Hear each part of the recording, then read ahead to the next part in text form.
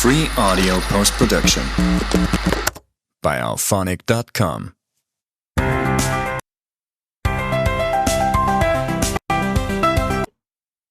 Ordinarily, when a person commits a civil wrong, that person should be liable for that. They should be responsible for it in terms of payment of damages or anything like that.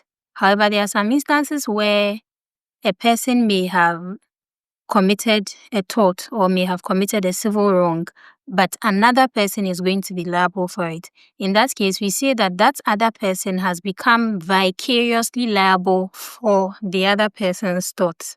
This is very common, particularly as between employers and their employees. In a lot of instances, the tort committed by employees in the course of their employment is borne by their employer. In that case, the employer becomes vicariously liable for the tort of his employee, provided that the tort was committed in the course of employment. Before we hold an employer liable for the tort of his employee, therefore, we need to establish that there's an employer-employee relationship. And in doing that, we need to define who an employee is. There have been a lot of tests in determining who an employee is. Justice Bramble, in the case of Ewens v. Snooks, said that a person is an employee if the employer does not only have control over what he does, but how he does it. There's also another test established in the case of Stevenson, Jordan, and Harrison v. McDonald Evans, known as the organizational test. And that test is simply that the employee is part of the organization, while the independent contractor is merely accessible to it or merely has access to it for the duration that he is contracted to render a service, And then also in the case of Ready Mixed Concrete versus Minister of Pensions and National Insurance, the court said that for there to be a contract of service, and this term, contract of service, is used to refer to employment contract, as against contract for service, which is used to refer to contracts signed with independent contractors. The term for service connotes that these independent contractors are only hired or are only contracted to do something for the company or to render a service for the organization. And then at the end of the period that they were contracted to render that service for, they go away. Hence the term contract for service used for independent contractors, and then contract of service used for employees.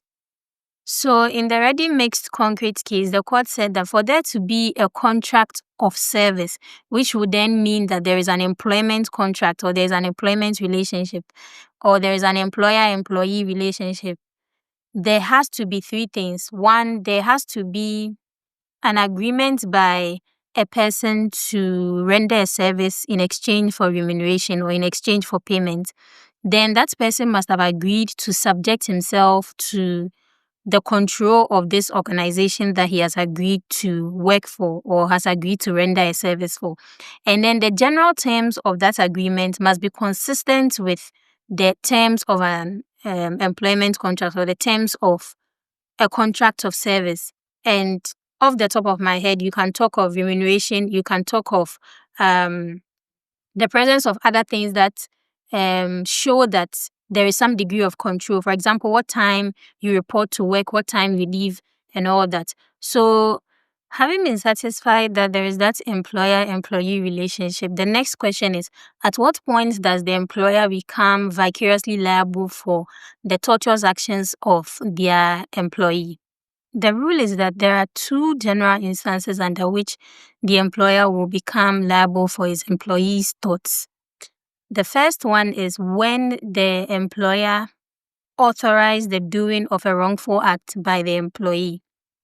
The second one is that the employer has authorized the doing of an act not wrongful, but the employee used a wrongful and an unauthorized means of doing that act. Simply, it is either the employer authorized the doing of the wrongful act or that He authorized the doing of some acts that is not wrongful, but the employee used a wrongful mode of doing that authorized act by the employer. In both instances, the employer would be vicariously liable for the wrongful act. However, it must be noted that if it is the second instance where the employer gave lawful instructions, but then the employee used a wrongful mode of executing those instructions, then the wrongful mode must have been so connected to the authorized act that it can be said to be a means or a mode of doing it. The wrongful act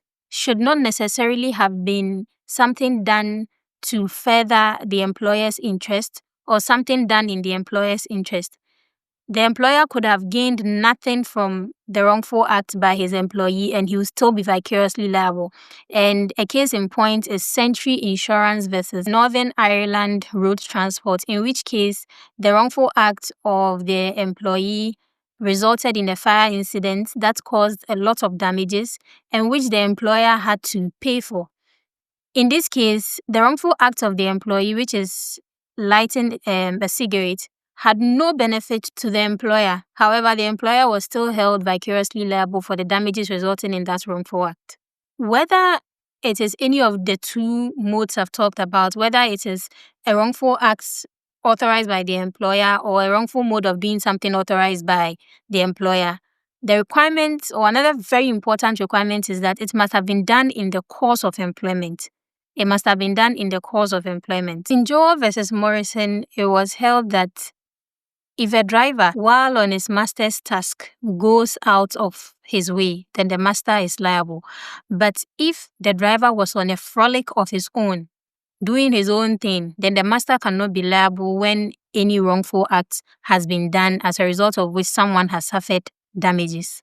This affirms that you must necessarily have been in the course of employment for your master to be liable for any wrongdoings that you, as their employer, have committed. This principle was applied in a Ghanaian case called Attorney General versus Dade, involving a fire officer who got an accident while driving the fire van. The issue that arose was whether he was in the course of employment when the accident occurred. He was using the fire van, which is not his vehicle, it was his employer's vehicle. But the question was he in the course of employment when the accident happened, so that his employer has to be liable for any damages that resulted. It was held that he was not in the course of employment because at the time that he took the fire van, there was no fire. Also, firemen were only allowed to take the fire vehicles home in very limited circumstances. And the circumstance under which the accident occurred was not one of those circumstances. And so, in that case, the employer could not be liable since he was on a frolic of his own.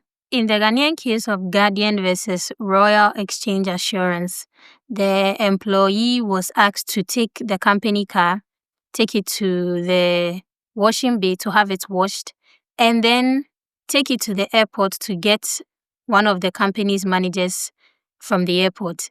He took the car and went all the way to Insawam. And while he was there, he was involved in an accident and died. But that accident resulted in injury to other people, and one of those other people was suing the company. The company's argument was that they had given specific instructions to take the car and then go and get the manager from the airport. Because he went to Insawam, he was not in the course of employment, as a result of which they could not be liable for any damages that would have occurred as a result of that detour. The court held that he was still in the course of employment. However, he chose a wrongful mode of doing something authorized by his employee. So this particular case fell within the second example or the second situation under which an employer would be liable for his employee's tort. In this case, the act of taking out the car was authorized. However, he didn't go to the airport straight as he had been instructed. He went to another place. So even though he had detoured, he was still in the course of employment, except that he had chosen a wrongful means of executing or honoring his master's instructions. And so the master was still going to be liable.